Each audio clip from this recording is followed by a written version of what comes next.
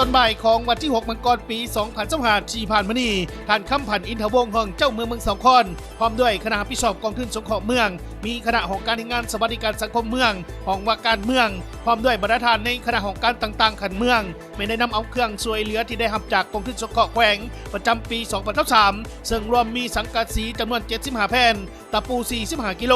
นำมามอบให้กับครอบครัวของนางคำดกราชวงศ์บ้านหนองบัวทาและมอบให้กับโรงเรียนมศหนองบัวทาที่ได้รับผลกระทบในสุปีที่ผ่านมาจากลมพายุพัดจากด้านท่านคำพันธ์อินทวงศ์ห้องเจ้าเมืองสองคอนพร้อมด้วยคณะก็ได้สืบต่อเดินทางไปที่บ้านแก่งหินแก้วเพื่อเยี่ยมยามและให้กำลังใจครอบครัวของนางซอยประชาชนบ้านแก่งหินแก้วเมืองสองคอนแขวงสวรรณเขตที่เฮือนถือไฟใหม่ในบ่ายวันที่5 มังกรปี 2025 ที่ผ่านมาพร้อมทั้งได้นำเอาเครื่องช่วยเหลือจากกองทุนสงเคราะห์เมืองซึ่งรวมมีสังกะสีจำนวน 30 แผ่นตะปู 10 กิโลและเงินสดอีก1 ล้านกีบมอบให้กับครอบครัวของนางซอยประชาชนบ้านแก่งหินแก้วเมืองสองคอนแขวงสวรรณเขตที่ได้รับผลกระทบจากอัคคีภัยไฟไหม้เฮือนจนหมดทั้งหลังเพื่อเป็นการช่วยเหลือเยียวยาให้กับครอบครัวของพี่น้องพ่อแม่ประชาชนที่ได้รับผลกระทบตึมอีก